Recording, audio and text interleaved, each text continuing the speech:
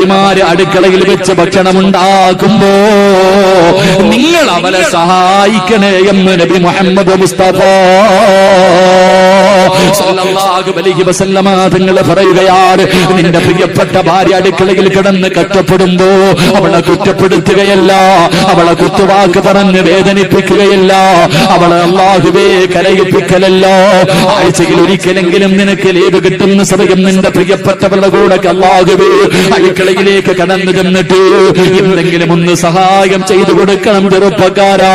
പച്ചക്കറി അരിഞ്ഞു കൊടുക്കണം ചെറുപ്പക്കാരാ, അരി കഴുകി കൊടുക്കണം ചെറുപ്പക്കാരാ, ഒരു ഗ്ലാസ് വെള്ളമെങ്കിലും ആ പാവപ്പെട്ടവൾക്കൊന്ന് എടുത്തു കൊടുക്കണം ചെറുപ്പക്കാരോ. ഒരു നാണക്കേടും കരുതണ്ട. ഇതാരാ പറഞ്ഞതെന്നറിയോ? മഹാനായ നബി മുഹമ്മദ് മുസ്തഫ.